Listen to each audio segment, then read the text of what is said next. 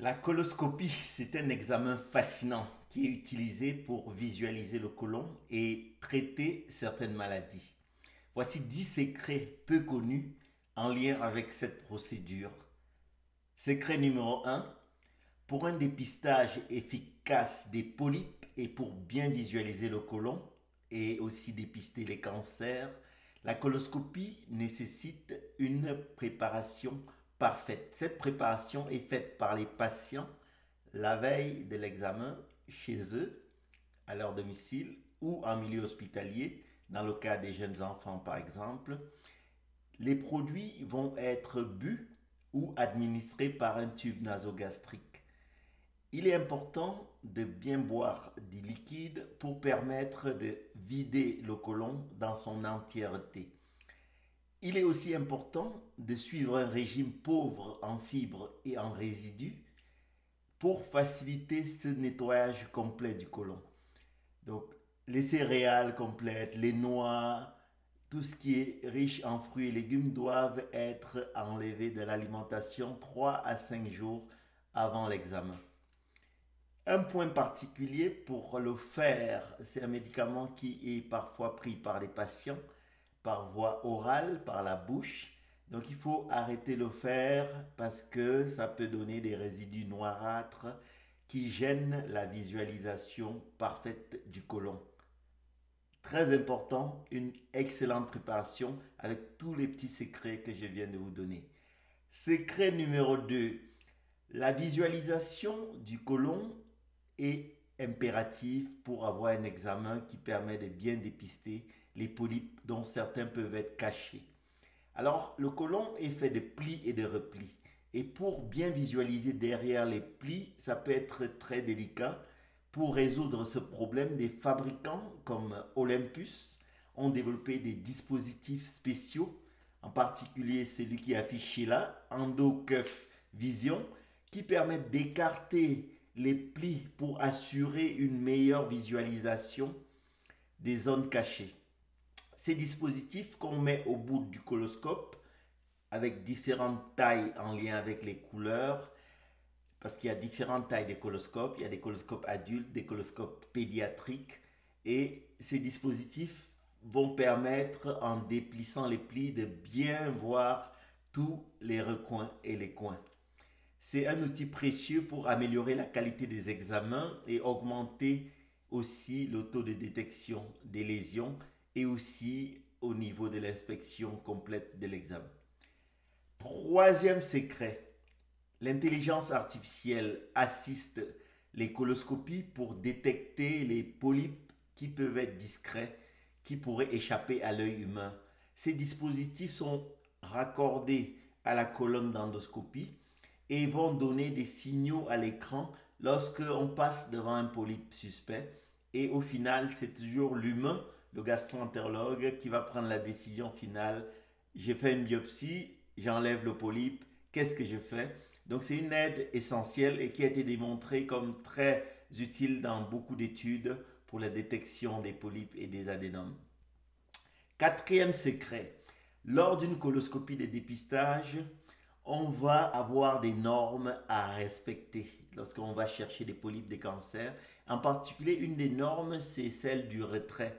Il faut prendre son temps. Les gastro-entérologues, pour retirer le coloscope, vont aller doucement. Ce n'est pas un marathon et en général, on va faire un retrait au minimum de 8 minutes pour bien visualiser les polypes et pouvoir dire qu'on a fait un examen complet et de bonne qualité. Donc ça, c'est un secret que parfois les patients ne connaissent pas cela parce que effectivement, ça fait partie de notre pratique comme médecin.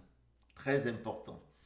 Cinquième secret: les coloscopies réalisées le matin présentent un meilleur taux d'efficacité que celles de l'après-midi. Cela s'explique par la fatigue des opérateurs en fin de journée qui rappelle la nature humaine et ses limites. On est tous des humains, on n'est pas des robots. Donc parfois, en fin de journée, il y a une petite fatigue qui s'installe. Sixième secret: l'utilisation du CO2 pendant les coloscopies diminue la douleur ressentie par les patients en comparaison avec l'air. Le CO2 va se diffuser et se résorber plus rapidement du côlon vers les vaisseaux et ensuite s'éliminer par les voies respiratoires. Donc la sensation d'inconfort après la procédure est beaucoup plus réduite. Ça permet une meilleure récupération plus rapidement. Les patients d'ailleurs pètent moins souvent en salle de réveil. Et c'est une avancée importante qui a marqué une amélioration dans le confort des patients lors des coloscopies. Septième secret, la préparation peut suivre différents protocoles. Ce n'est pas tous les patients qui ont les mêmes protocoles. Il y a certains protocoles, tous les produits sont pris la veille et le patient arrive le matin à jeun. D'autres protocoles vont vous demander à prendre la moitié la veille et l'autre moitié au petit matin, vers 4 à 5 heures. Et il y a encore d'autres protocoles où c'est des sachets qu'on va mettre dans de l'eau et ensuite boire tout le mélange de 2, 3, 4 litres. Et d'autres protocoles où vous allez boire les sachets et ensuite boire des liquides à côté. Donc les protocoles varient et c'est important aussi selon les pratiques de vos centres de pouvoir discuter des différents protocoles avec vos soignants. Huitième secret, l'immersion d'eau pendant la coloscopie est une technique qui facilite la progression et améliore la visualisation parce que l'eau déplace l'air et réduit la distension, améliore la visibilité des parois du côlon. Donc c'est une technique qui est appelée coloscopie sous immersion et c'est particulièrement utile dans les segments parfois difficiles à examiner. Parfois il y a des angles, des virages, des côlons qui parfois se tordent, se vrillent et on a une pédale au pied. Donc souvent les patients ne le voient pas et ne le savent pas. Et lorsqu'on appuie sur cette pédale-là, il y a un jet d'eau qui sort et qui permet d'arroser et de faire avancer la coloscopie.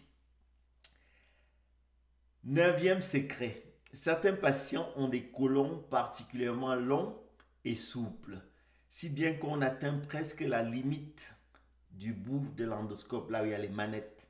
Tellement le côlon est souple et long, on a presque enfilé tout le coloscope. Et parfois, c'est très difficile lorsqu'on atteint cette limite sans être arrivé à la fin qu'on appelle le sécom. Alors, ça nécessite des techniques, par exemple l'utilisation de la compression au niveau du ventre, le changement de position, ou aussi, par exemple, l'emploi de rigidité. On peut avoir sur le coloscope une technique pour le rendre un peu plus rigide, parce qu'à la base, les coloscopes sont assez souples. En mettant un peu plus de rigidité, ça permet de bien aborder ces côlons un peu capricieux. Et le dixième secret, c'est quand est-ce qu'on a fait pour la première fois une coloscopie chez les humains? Alors pour ce secret, je vais vous laisser réfléchir.